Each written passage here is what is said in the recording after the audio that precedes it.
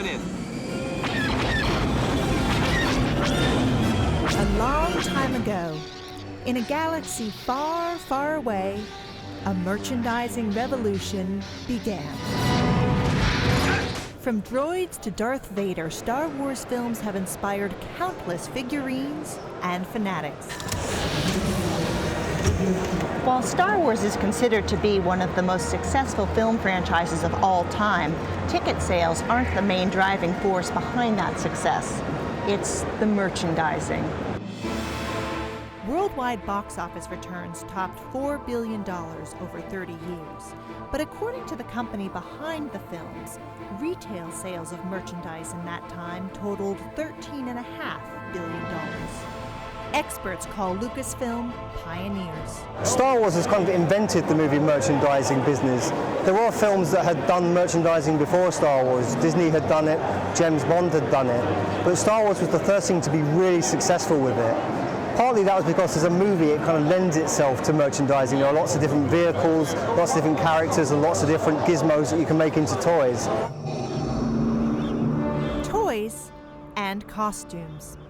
In their effort to look like Star Wars characters, fans can spend a lot of time, not to mention money. Costumes and everything else, probably between £300–400, something like that, which will probably work out to $700–800, something like that. It could work out about a year, yeah, probably. He's not alone. I collect everything really. From 1977 to 1985, I'll collect all of the figures that came out. So yes, I do. I spend quite a bit per month, a couple of £100 sometimes, for the last 2 or 3 years. At this Star Wars birthday party in London, die-hard fans came out in full force to celebrate 30 years of the franchise. But without a new film in the pipeline, many wonder whether future generations will find the inspiration to spend this much money on gear. It's been 2 years since we released Star Wars Episode 3, Revenge of the Sith, which was the last of the Star Wars films. And I think that, back in 1983, after we released Return of the Jedi, there was a bit of a dip in the Star Wars popularity, and that was something that we weren't sure whether it would happen again this time. Toy sales have dipped in years without a new movie. So to keep his empire intact, Star Wars creator George Lucas is looking beyond films. Familiar characters and plots will live on in a different medium and make a bridge between the old movies and the new. That's exactly the story that The Force Unleashed is going to tell, leading you right into Episode 4. The big difference is that it's not a movie, it's not a TV show. We're telling the Star Wars story as a video game. And that's a huge leap for us, and it's one that George really believes is important for this company to do. It is useless to resist. Don't let yourself be destroyed as Obi-Wan did.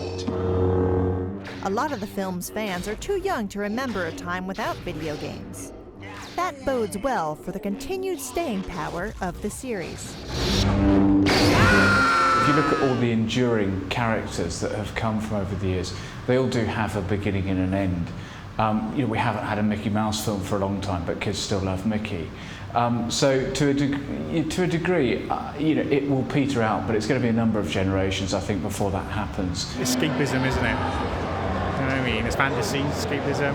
Or is it not like about Star Wars? Star Wars franchise has been one of the most phenomenally successful franchises, and it's if you like, the granddaddy of all the science fiction movie successful franchises that we see today. So movie studios kill for this sort of thing. The Force? The Force is what gives the Jedi his power. It's an energy field created by all living things. It surrounds us and penetrates us. It binds the galaxy together.